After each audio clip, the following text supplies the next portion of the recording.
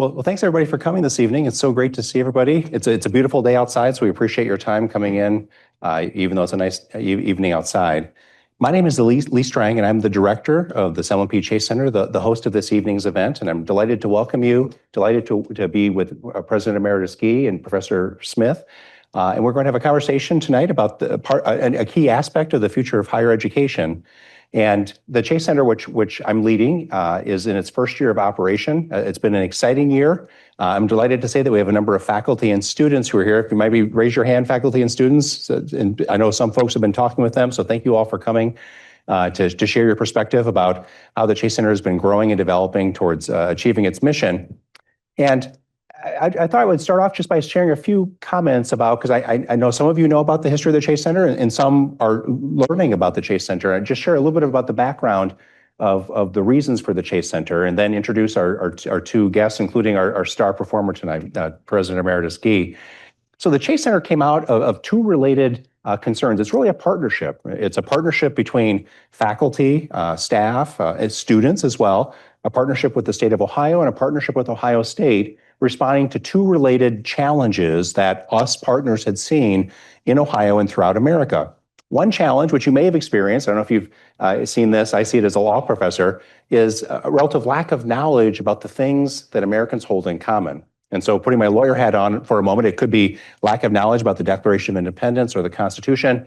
We have an English professor on faculty, and one of the things that he's offering a course on is the Great American Novel. So lack of knowledge about the great literature that the American civilization has produced. And some of you may have seen that, maybe it's at a Thanksgiving Day dinner or a Christmas party or whatever it might be, where you're talking to one of your nieces, nephews, sons or daughters, and you're like, hey, you don't know that? I was sharing with Brad, who's also a law professor. I always ask my students when we start constitutional law class, how many of you have read the Constitution? And I'm happy, I guess, that the answer is not zero, but the answer is typically around 15 to 20% have read the Constitution, which, as you know, is a pretty short document. It's not like the European Union Constitution of like 200 pages. And then the other reason that the Chase Center exists is a complementary reason, I think, which is that when you look around America, it seems like we've lost our ability to disagree with each other well. America has always been a country of differing views. I always teach my students the election of 1800, where it was Adams versus Jefferson, and I show some of the political cartoons. Some of them are actually pretty provocative and aggressive. Like, Americans have had strong views politically and policy-wise, and we've been able to live well despite those strong views, with some exceptions like the Civil War. And the Chase Center is trying to respond to what we see as an increasing inability of Americans to live well together. And what we see is, I think, related to the first point, which is that if what you hear in your K through 12 education is that America is all critical, America was bad, continues to be bad, will always be bad, then there's nothing good that's holding us together, despite the differences that we might have over important issues. But if what we have is actually a tradition that includes lots of really excellent things, like the Declaration's claim that we're all equal, which is an extraordinarily powerful claim for a country to start its foundation off of, then when you have debates about really important issues, right? Important issues of the size of government, affirmative action, gun control, gun rights, those are still important issues, but they're part of a broader context of a shared commitment to those propositions in the Declaration of Independence. And so the Chase Center is meant to provide students access with those shared aspects of our tradition, and then second, give them training and opportunities to learn how to disagree with each other well. And I hope in your conversations tonight with the students, you were able to see some of that. So that's a little bit of the background of the Chase Center. We've had our first year, and I know we'll talk a little bit more about that. So I'm pleased to be here this evening with two people who I really respect, who've answered the call to support and help the Chase Center. So one to my immediate left is President Emeritus Gordon Gee, who, as some of you may know, has the historical opportunity of having been the person who served the most time as a university president. How many, Gordon? 45 years. 45 years at 5 different universities, including many at 2 institutions twice.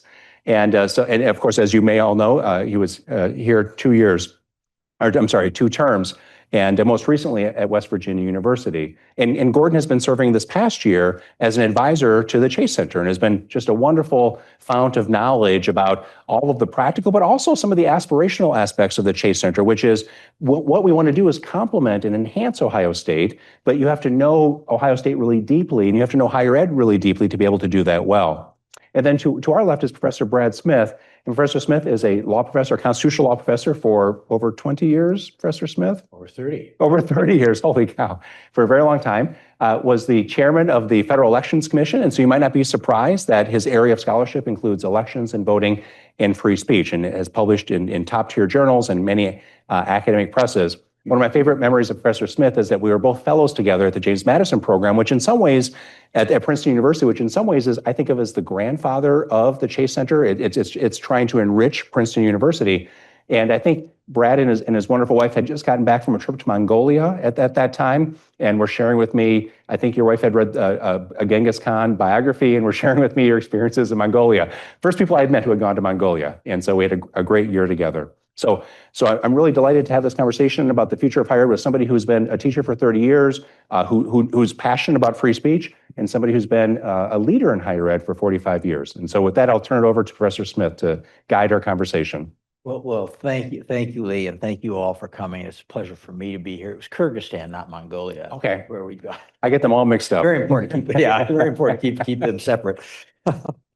But no, it's a pleasure to be here, and I can't tell you how much, as a member of the Chase Academic Council, how pleased we are with hitting a home run in making the recommendation to the president to hire Lee.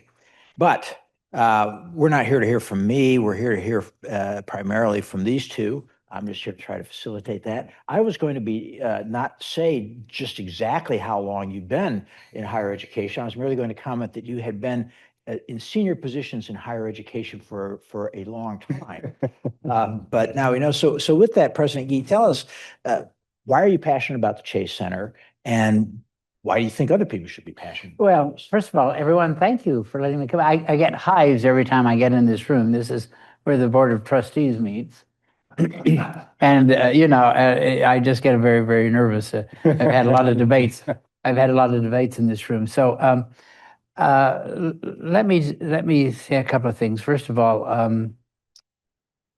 I think that the issue that we face is really something that became very stark to me. Last year at this time, Brad, I was asked to give the keynote address at the gathering of the Gallup organization.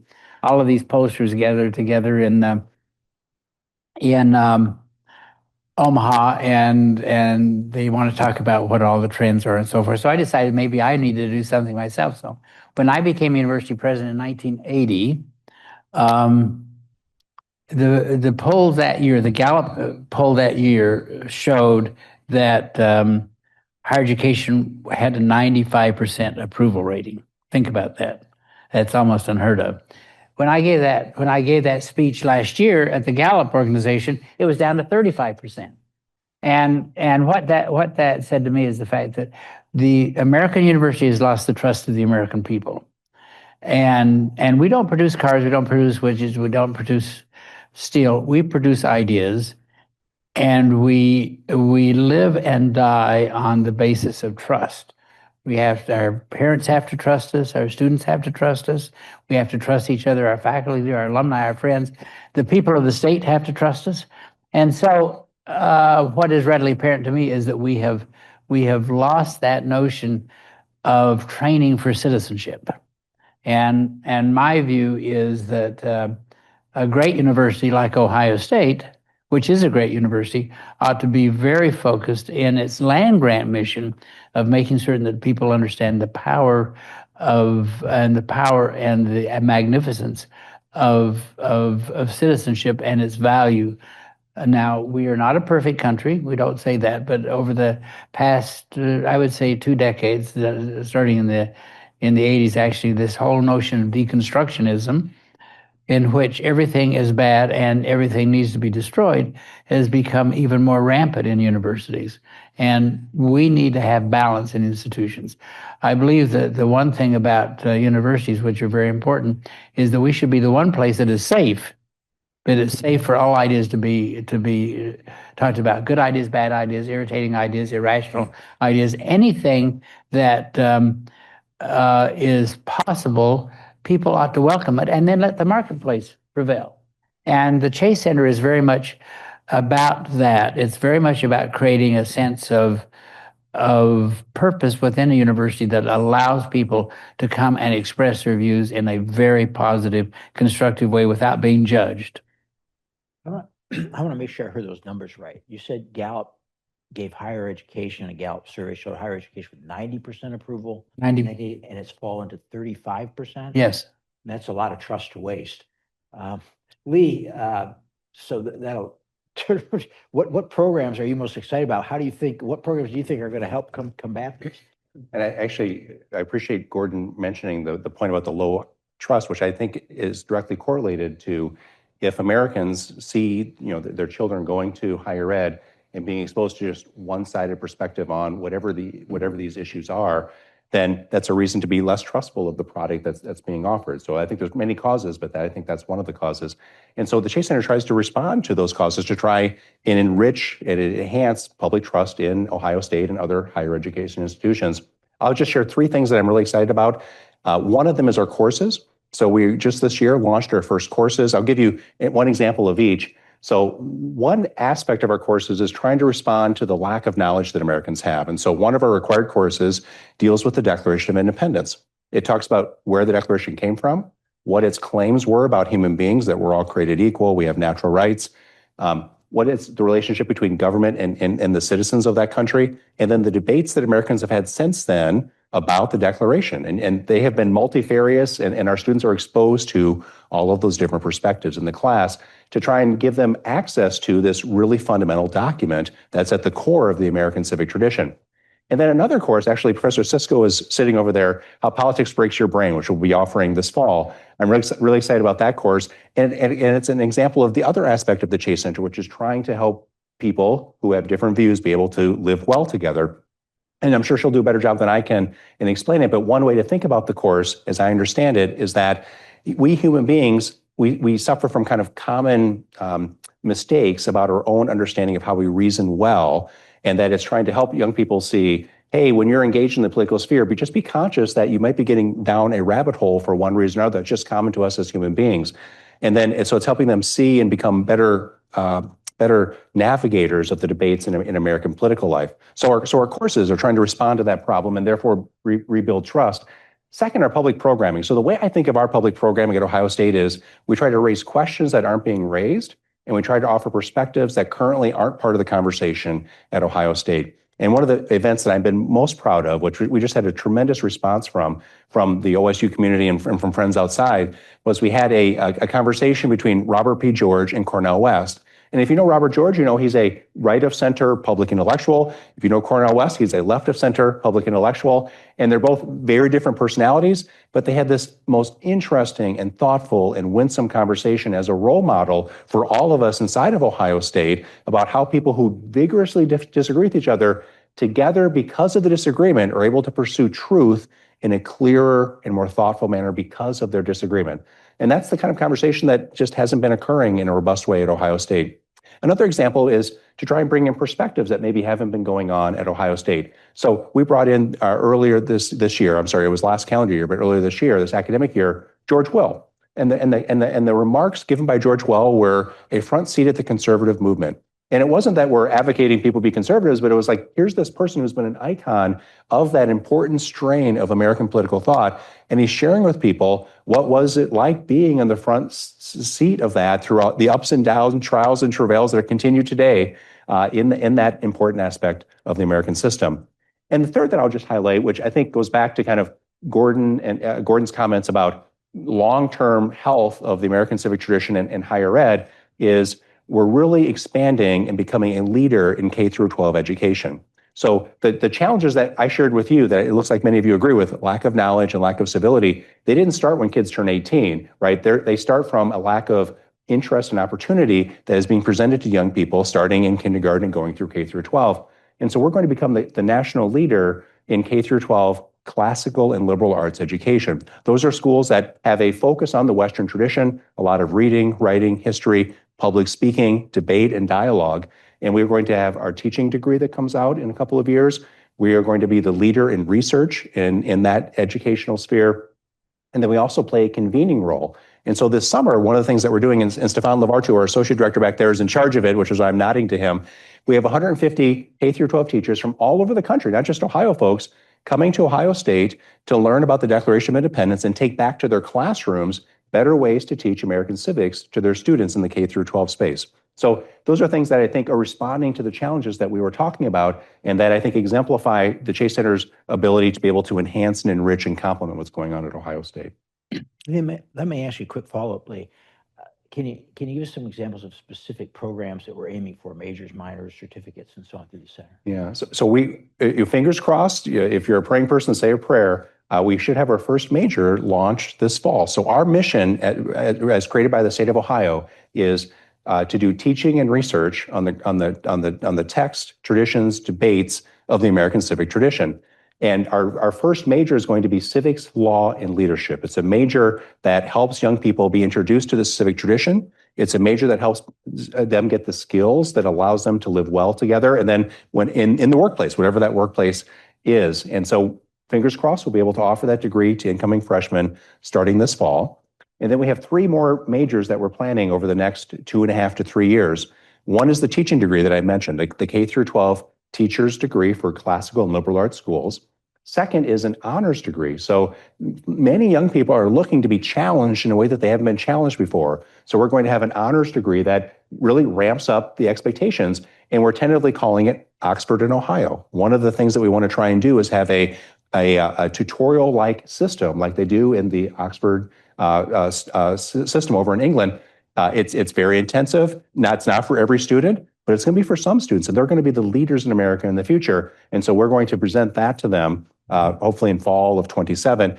And then our last major that we're working on is a great books major. So some of us may have been exposed to great books over time. Lots of great universities have them. Notre Dame has it. University of Chicago has it. Very few, if any. I'm not sure if any. I see Professor Little's here. I don't know if any. She's leading our one of our degree programs. I don't know if any of our large public university peers have a great books degree, and so we will be the leader in that space as well. And so those are, and our goal, just to be clear, is to have a broad impact. So we don't want just people who are majors, although we want majors, of course, but we want students from all different disciplines. In fact, the students here tonight are from different disciplinary backgrounds. Some of them are majoring in political science, and others have other majors. We want students who are majoring in engineering and nursing and political science to be exposed to the Great American Novel, to the Declaration of Independence, in addition to people who will be majoring in our degrees. So Dr. Yee, first I want to tell you, I like your socks. Those are that kind of socks. Yeah, when I put them on, it wakes me up in the morning. So that's it. That's good. Good. I was wondering if you wanted to talk about some of the partnerships that Chase has within the university here, and what is important to those? How do you see Chase? Well, I think that if it's an isolated island, then it's not going to work. The whole purpose of having a civic institute, and I've been involved in building some around the country, including we've just got a new one started at the University of Utah, where we know about that. So anytime an institute works in an island, then it is not doing what it should be doing. One of the problems that we have, I talk about the fact that there are sort of 4 tyrannies in universities. One is the tyranny of the department. You get in a department and it just stultifies you because everyone is talking the same language with each other, and they're not really developing a common cause with other people. The second is the tyranny of colleges. I believe that colleges have become these spires, and that people have a hard time working outside of them, and that's one of the reasons that we've had problems in terms of developing a more structured curriculum. I'm sorry, my watch is now talking to me. Yeah, it says shut up. But the third is the tyranny of gerontocracy. Old people shouldn't run universities, and I have a right to say that. And by that I mean that what happens, people get so embedded in doing the ways that they wanted to, rather than giving our young people a chance to grow. And I think that what Lee is doing and what many of these civic institutes are starting to do are bringing in young people who are very curious. They want to think differently, but they don't want to be stymied because of the colleges and the departments. And the fourth tyranny, I know that this will shock some people, but I believe there is a tyranny called tenure. And I believe that it really does disrupt the flow of ideas in so many different ways. So you can see I'm a radical, so saying all of that, what the chase must be about, and what Lee, I think, and his team are working toward, is finding collaboration among a number of different centers, programs, departments, ways to make certain that they are not themselves isolated, but rather that they start having a chance to have these kind of dialogues, course offerings, institutional programming among various departments and programs. All of that is meant to say that the Chase is a way of organizing thinking within the university, not simply having another college or another department. If it's all right, Brett, I would just say a couple of examples. I totally agree with what Gordon was saying. So for the Chase Center to be successful, it has to be both and. It has to be both sufficiently its own college to be able to live out its mission faithfully, and it has to be fully integrated into the university. And that's a tough balance, right? And reasonable people will disagree about how to do that. Our posture has been, as you heard, making sure we have a faculty of multiple different backgrounds, disciplines, perspectives. We're able to come together to create our majors and our minors, and also develop partnerships with other colleges and units. So just give two examples. So the PPE program, Philosophy, Politics, Economics, is in the College of Arts and Sciences, and it's a flourishing department. But they had come to us when we were doing our faculty hiring last year, saying that there was a scholar who was on the market who they weren't able to hire for a variety of reasons. And that scholar literally wrote the book that is used in the courses here at OSU on PPE in the core courses. And so we were able to bring that scholar and able to hire that scholar, who will be starting this fall at Ohio State in partnership with the PPE program, because that person will then be teaching part-time in the PPE program and then teaching our courses as well. So that was definitely a real win-win in that situation. The other example I would give would be our public programming. So I had mentioned that our posture is to try and bring ideas and people who are offering a new perspective. And we brought earlier this year Danielle Allen, who's a Harvard professor, and she's somebody who has written, I think, like 10 books. She had a very provocative article about, 7 or 8 months ago called A New Social Contract for Higher Education. And the idea behind it was relatively simple, that, as Gordon was saying, up until about 20 or 30 years ago, there was a compact between higher ed and Americans, which was, we're going to give you tremendous freedom, tremendous resources. We're going to give you things like tenure. And in exchange, you'll be a place of ideas. You'll be a place where our young people will go to become full American citizens. And her view is that compact has broken down. And for good or ill, that view is not a popular view in a lot of places in higher ed.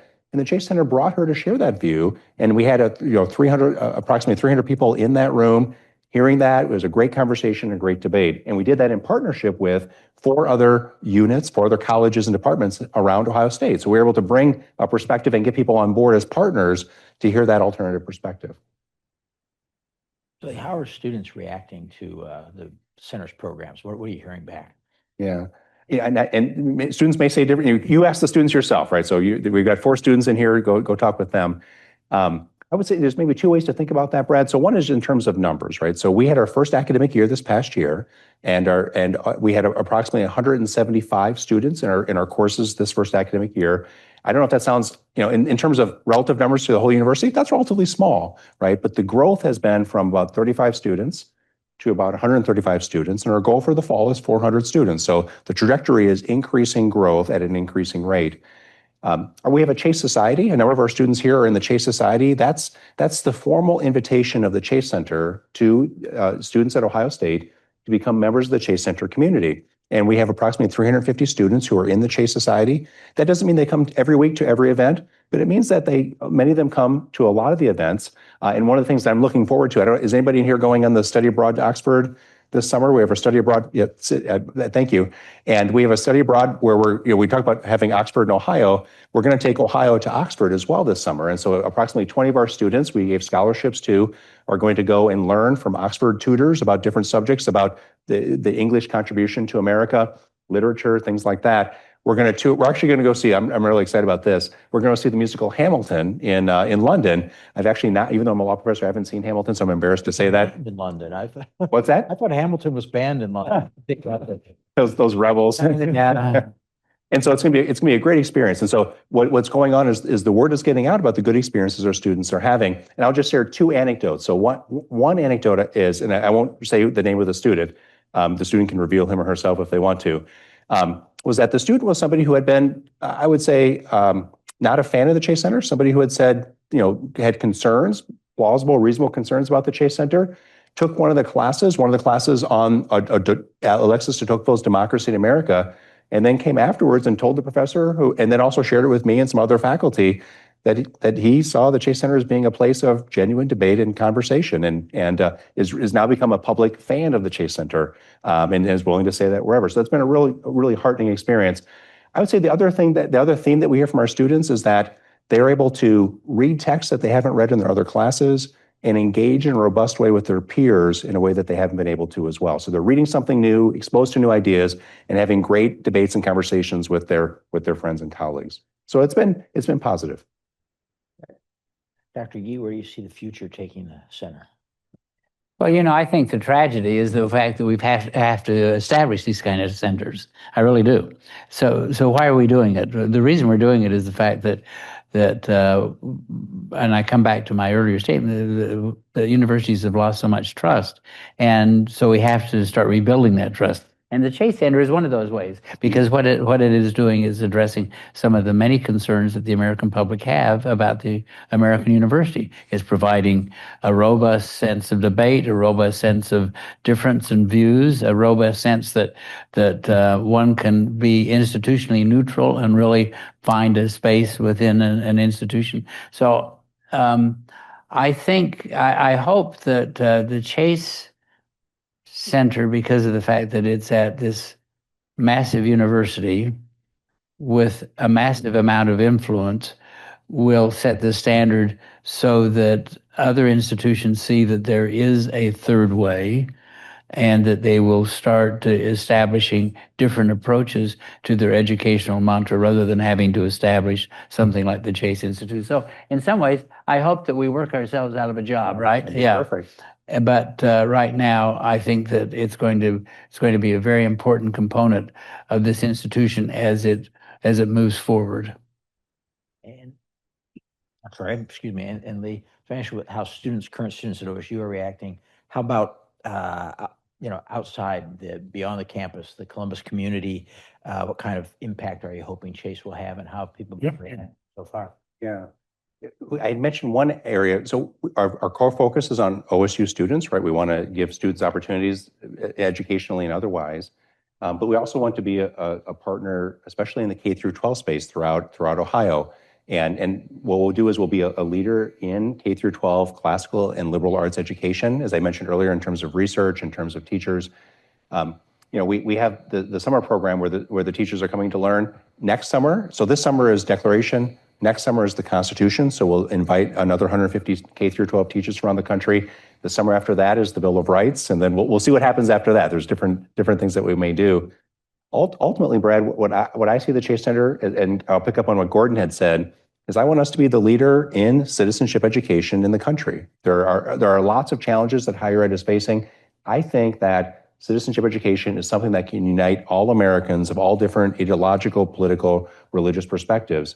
And so it's something, as Gordon was saying, that as universities move into this space, or actually maybe say it differently, move back into the space that they used to do up until there's different time periods, then I think that will show that Ohio State has been a leader in the space. We're on the kind of cutting edge of that with our degrees, with our faculty, with our research that we're doing. And then I'll just share kind of one personal anecdote. So one of the hats that I wear is I'm a school board president. It's for the first classical charter school in Ohio. And it was like 5 years to get it off the ground. And you can imagine trying to sell to prospective parents and students like, hey, come to the school that doesn't exist, no building, no teachers, no money, and get a great education. And so we were able to open a school. The first day we had 208 students, K through 8, and we promised the parents, we said, in 4 years, your students are going to get a world-class education that will take them wherever they want to go.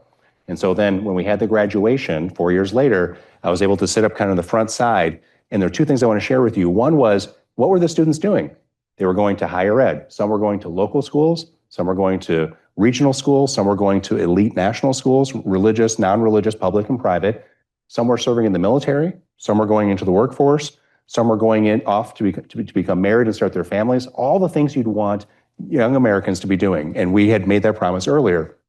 Second, and this is much more personal, was like with building any organization or leading an organization, right? There's so much time and effort you put into it. And what's the payoff? Well, of course, there'll be numbers, right? So we have, as I shared earlier, we have 160 students taking our classes. But for me, the payoff for the K through 12 school was watching the parents' faces as their sons and daughters walked across the stage, having read great American literature, having read Western history, and becoming the men and women that they were meant to be, and that the parents were then launching them.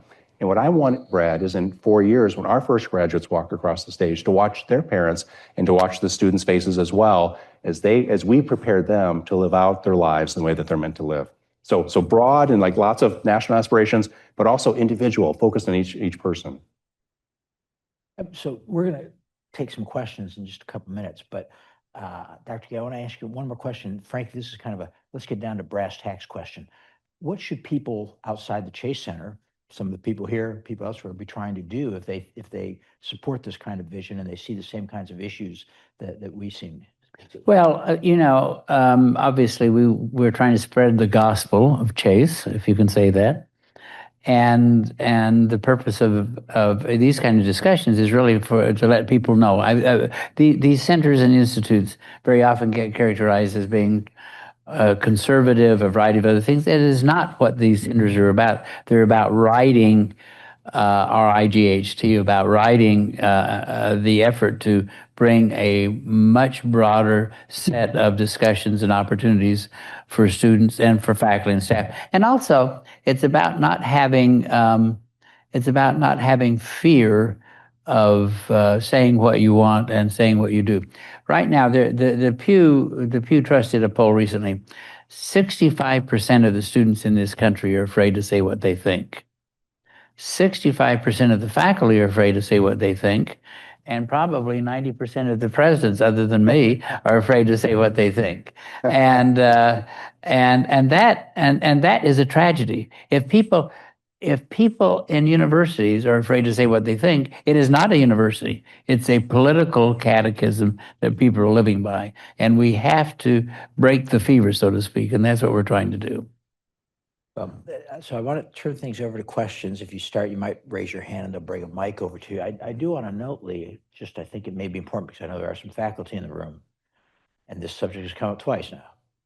Is that while the Chase Center is a place where you can discuss almost any idea, including reform of higher education, the Chase Center is not lobbying to end tenure. Right? I know. When Gordon said that we are not lobbying to end tenure. Okay. I just thought one of the faculty in the room might stand up and tyrant and throw something down on the floor. So anyway, do we have questions? If we do, please raise your hand and we'll get a microphone over to you so that all can hear. Got one down here.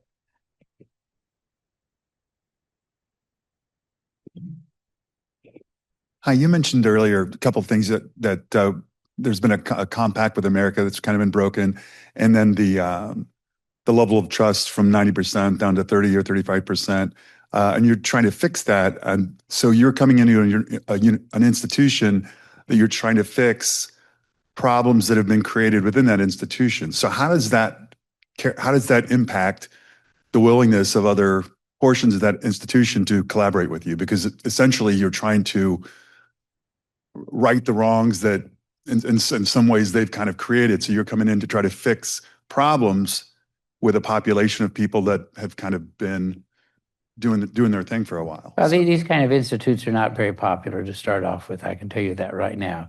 They're kind of viewed as carbuncles in the body politic of a university. At the University of Utah, where I just mentioned, I really convinced the president to do something before it was imposed by the legislature. Part of the reason is this center was created by the legislature. And the very fact that a legislature has to get involved in setting a center, an institute, a curriculum, whatever you want to call it, shows that there is a real disruption in the political environment in which we're operating. And so, You can imagine that they are not necessarily popular. I think Leah's done a wonderful job of really going out talking about it. That's the reason we're here tonight. We want to talk to as many people as possible because we need to have converts, and we need to have people who really understand that there is opportunity to continue to make universities move forward in a more balanced way. And the issue is in my view, it's institutional neutrality and balance. I'll tell you a quick story. When shouldn't tell these stories, but when I became the chancellor of Vanderbilt, I just declared that we were going to be an institutionally neutral institution, that we weren't going to get involved in the politics of the moment. We were going to keep ourselves that way. We wanted to hire people who thought that way. We wanted to make certain that the institution really did flourish based upon the creativity and energy of the faculty who were there. So Vanderbilt was a very fine Southern institution, but it was not necessarily one of the top institutions in the country in terms of competition and so forth. I was just telling the story a minute ago. The numbers just came out. Vanderbilt is now the most selective institution in the country, with a 2.2% admission rate. The next one is Yale at about 3.1, and MIT at about 3.5. That's what happens when you stay out of politics, and when you don't allow it to inflict damage to the notion of teaching and learning. I think it's a great question, and two moves is what we try to make at the Chase Center. So one is I think that the information that Gordon had shared with us about the declining public trust, I think a lot of people inside are maybe were not aware of it, and so just sharing with people that these are great institutions that for their long-term survival need to re-engage in a way, and just kind of raising people's consciousness so they're aware that there's an external challenge to the institutions. Because as I said, they need, tenure is unique in America, and it needs continuing political will to support it. And then number two is sharing the mission of the Chase Center, which in my experience, man, I talked to, oh my gosh, hundreds, thousands of people inside of OSU during my first year and then continuing this year, and shared the mission, which I had shared with you all earlier. And I've never found anybody who said that mission is a bad mission. Where people sometimes come apart and there's a little tension is whether people see it faithfully being implemented in a way that Americans of all different backgrounds can support. And so we've tried to be very diligent about, and I think you see it reflected in the courses, in the curriculum, in the faculty hiring, in the public programming, that the perspectives we're bringing are not one-sided perspectives. They're perspectives from all different backgrounds. And then when people see that, they couple that with the mission that they believe in, coupled with the new information that maybe we do need to embrace this to be able to show Ohioans and Americans that we understand there's a lack of trust. Maybe not agree with it, but embracing the Chase Center is one way to respond to it. And it's been a process. And I would just share, and I think Brian Shane, one of our associate directors, was there. We had Danielle Allen come, as I mentioned earlier. And after every public event, we have this happen. And I remember specifically this, where a faculty member came up and said, I'm a faculty member, I've been here 20 years. When the Chase Center was created, I was skeptical, but you have shown that you are genuinely interested in living out this mission. And that happens all the time.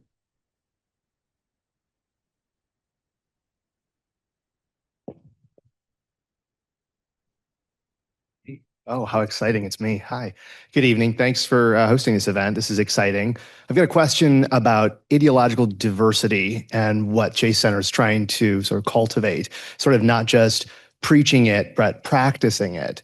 So I think it's pretty easy to say that there is largely a not quite monolithic, but near monolithic far left view that predominates across university campuses, both on faculty, but on staff, and then largely in the university population, the student population. And I think what you identified as a critique of the Chase Center as just being sort of a conservative outlet, or maybe a conservative body, is not true, and as evidenced by the one anecdote of the student who showed up and found it as a place to be a center for dialogue, real debate. So how is the Chase Center sort of embodying that? What is the ideological breakdown of the professors, the faculty? What are you doing to help cultivate that diversity when, as noted, you're facing a pretty steep climb?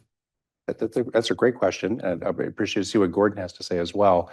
So one way is to value people on the contributions they're going to bring to the Chase Center, their curriculum and their scholarship, and to not care about, not ask about, not know about political, religious, or ideological viewpoints.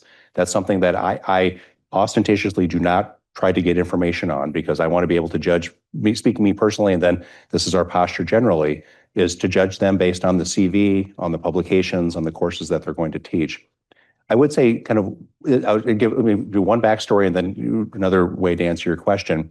We had Ron Daniels come about a year and a half ago, and Ron Daniels is the president of Johns Hopkins University.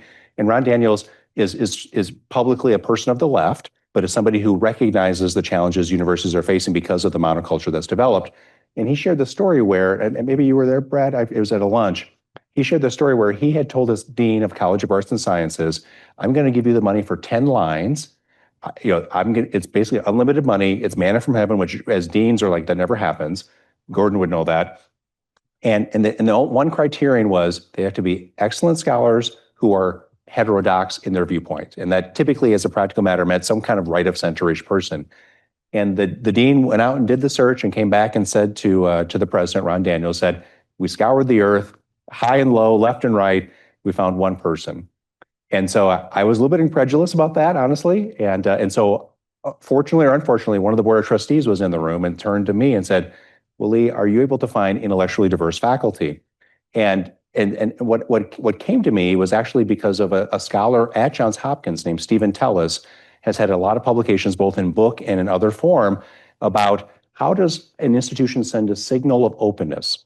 And the way you do it is by ostentatiously saying, this is our motto, intellectual diversity, and we're not going to have, for example, DEI statements or other kind of statements of fealty to one or another political, ideological, or religious viewpoint.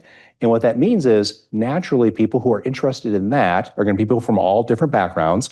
And I do think it's the case because of the filtering mechanisms that, and again, I don't look at what our faculty's viewpoints are, or political, religious, or otherwise, that you will end up having relatively more folks who are heterodox in viewpoints than you would at maybe another unit. But you still have folks who are of a wide variety of viewpoints.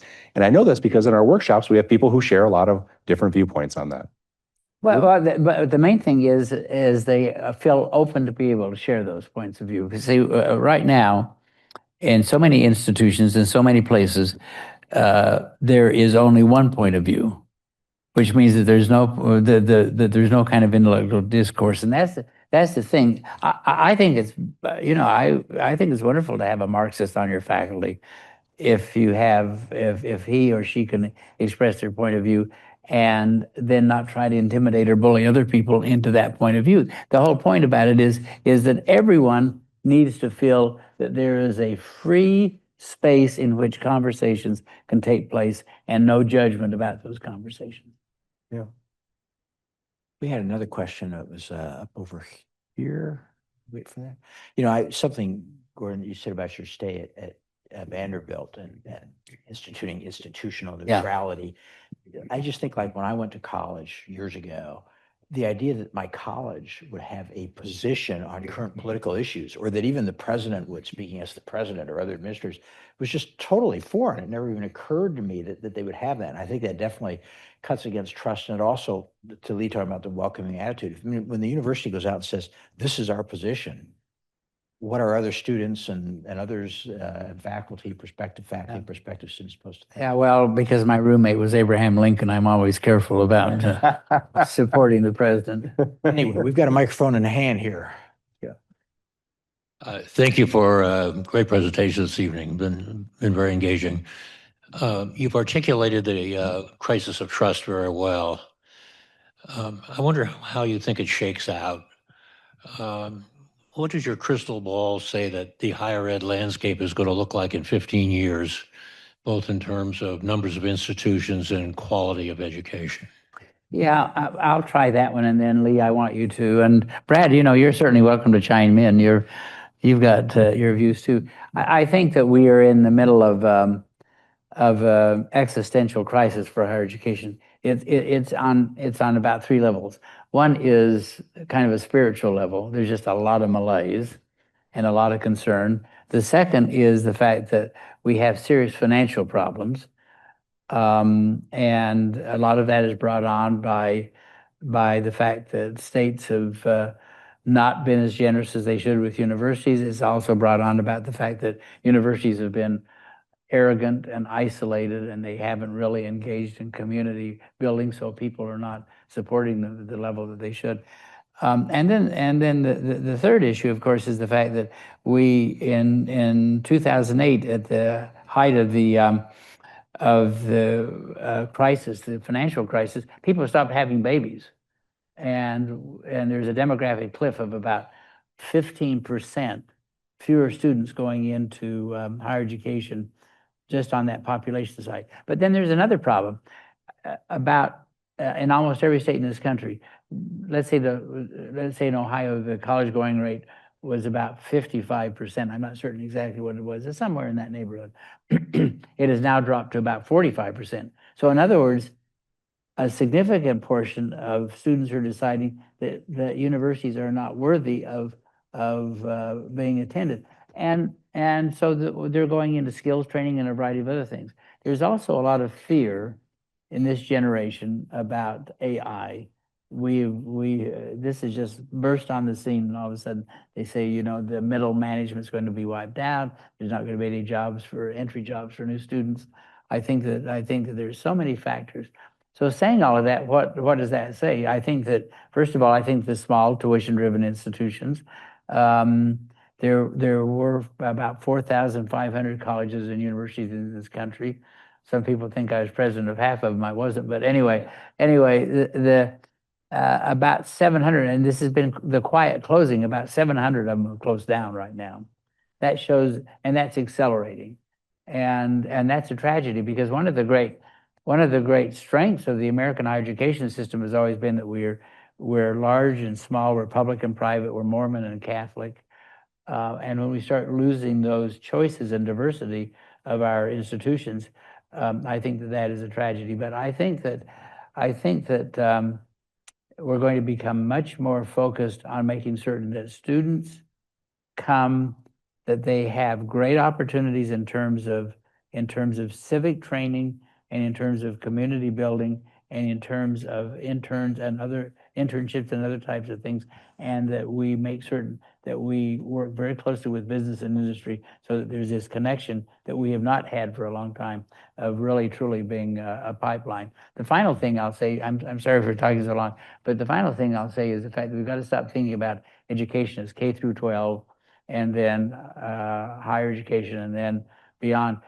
Education in our country is really pre-K through life.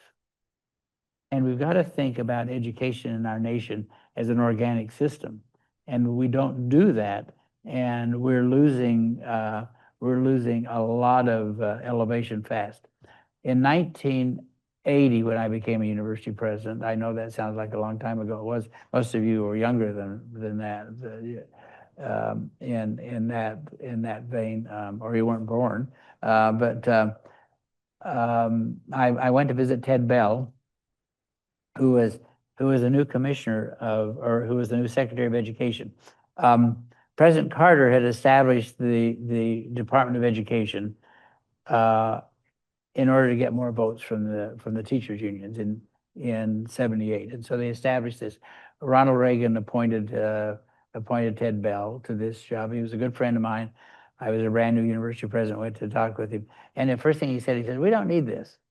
He said, this is the dumbest thing I've ever seen. He said, we're going to amalgamate and really cause education in this country to go the wrong way. And that was the Secretary of Education.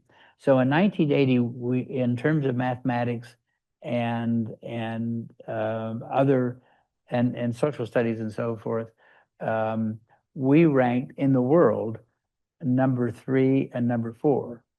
We've spent $10 trillion on education through the education department, and today we rank 39th and 40th. So we have spent money to go south, and that's what we have to really think about.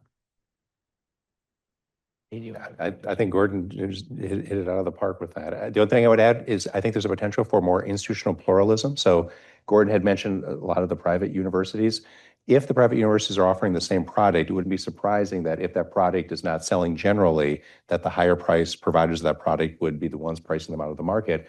But if they offer a variety of related or different products, it could be religious or non-religious, it could be vocational or non-vocational, that might be a way for a lot of the institutions to survive and even thrive long term. But that's not a prediction, that's just a potential prescription. I think we have time for one more short question. Oh, there. I have the mic. I wanted to go back, President Gita, something you said in the beginning about the tyranny of the major and the department. And see, Dr. Strang, if you could talk about ways that you're thinking more creatively about how to measure success for the Chase Center beyond majors. I know you're excited about starting to offer majors, but how are you thinking about measuring success, understanding that you still have to operate within the university structure? Yeah, and it's great. I appreciate there is one of the, being part of the university, being integrated. So both and means having majors, having degrees, right? So that's part of what you have to do. And I would say maybe two ways that we're looking at it different, not than everybody, but at least than many other different units at OSU and elsewhere. So one is in thinking in terms of what is the subject or subject matters that we're helping expose students to. So I was a history major. I love history, still love history. And history, in some ways, has many subject matters, but the discipline views it as introducing students to a methodology about how to approach those subject matters, the things that occurred in the past. The Chase Center is inherently interdisciplinary, where we have folks from philosophy, politics, history, law, religion, theology, and sociology, and others. And so our majors reflect the different value, the value added that all of those different disciplines bring to the table, and then our students are exposed to those different value added from the different faculty. So one is interdisciplinary in a way that very few other units are. Second, it actually relates back to an earlier point I had made, which is, and you're exactly right, that we have to live within the system. And so there are metrics that we're measured on, and that's entirely appropriate that that's that way. But at the same time, thinking in terms of, and the study abroad is one example of that, what are the experiences that young people have at Ohio State that will enrich them, now and for their lifetime, right? So the chance to be in Oxford for 2 weeks with tutors and their fellow students, that's going to be a life transforming experience. The internships that we're building out here. So one of the things that Gordon had mentioned was, the opportunities for students to hone their ability. And it's not that other people don't do internships, but thinking in terms of them as capstones for the training that we're doing here, then there's an internship that gives them the practical experience to exemplify and live that out. So thinking in terms of the experience that forms a human being, that forms a citizen. So it's not that nobody else is doing that, but I think the interdisciplinary plus focusing on the transformational experiences that students have here is, I think that might be unique, the two of them put together. Yeah, Colleen, I said that earlier about the tyrannies. I think that the reason is I believe that universities ought to be organized not in silos, but rather they ought to be organized in center institutes, working group, so that really people are able to have ideas rub up against them in different ways. This is kind of an end of this, but I'll tell a quick story.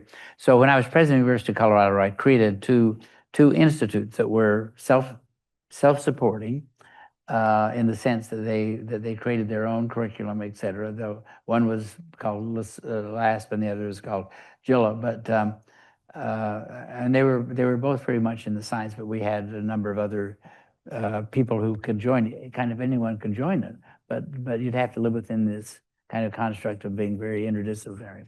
And so there was a young guy leaving the university, who I heard is really brilliant, and so I called him in before he left, and I said, "Why are you leaving?" He was a physicist, and he said, "Well, because of the fact that it's just so structured here, I can't get anything creatively happening with my work." And I said, "Where are you going?" He said, "I'm going to Minnesota to work for the 3M company." And I said, "Well, you're going to make a lot of really good Post-its, but that's not kind of what you want to do." And so I convinced him to stay in one of these institutes. And so he stayed, and I got a call from him one day when I was the chancellor of Vanderbilt. And he came, sat down with me, invited me to go with him to Sweden because he had just won the Nobel Prize. Oh. But he didn't win the Nobel Prize in physics, he won it in chemistry. That's the kind of world we should be creating, one in which people's intellectual... I was listening today, I listened to these crazy podcasts about Archimedes, and in Syracuse, and he visited. He did all these kind of crazy, crazy things. He was a mathematician, but he used practical notions of civic and community concern to build his ideas. That's what we have to be doing. Sorry, Brad. No, that was great. I think we're at the end of our time, I think, and so I just want to say I was very pleased when the Board of Trustees asked me to serve on the Academic Council, and I've just been delighted and honored to be part of it and watch what Lee is doing with the center and what others have done in supporting it. Dr. Gee, I want to give you a chance if you have any other closing thoughts you'd like to offer. Well, I think I want to address this other issue. I think that Chan sort of raised it also, and that is the fact that what we have today, we kind of have two strands in higher education. We have what I call the resistance. This time will pass, and things will go back to normal. They have Trump derangement syndrome, whatever it is. I have no idea, but but it's just resistance. We don't want to change. We are perfect, and it's everyone else's fault. Then there are a certain number of institutions who really do believe that they can take advantage of the moment to look through the windshield and to find ways to be better. I think that this is one of those institutions. I think the land grant, I think the public land grant universities, of which they're all public almost, but except for MIT. But I think that that's important, and I really do believe. I believe old Europe are those institutions that really they'll always have lots of students and variety of things, but they're resisting change. When Christopher Columbus landed on these shores to the year 1900, knowledge doubled once. Think about that. Isn't that amazing that knowledge could actually double once? Now do you know knowledge is doubling every 12 hours? Which means that any university that is not immediately changing and taking full advantage of change is going to quickly become irrelevant. Thank you very much. And Lee, any final thoughts from you? And you want to close us out? Thank you, President Emeritus Gee. Thank you, Professor Smith. Thank you all for joining us for the conversation tonight. Feel free to stick around. We'll be here to continue the conversation. The Chase Center is a partnership. It's a partnership between Ohio State, faculty, staff, students. We're looking for other partners. So if there's things in terms of courses, if there are events, if there are study abroad opportunities that you'd like to be our partner on, we're looking for partners to help increase our educational opportunities for our students. Thank you very much and looking forward to talking with you.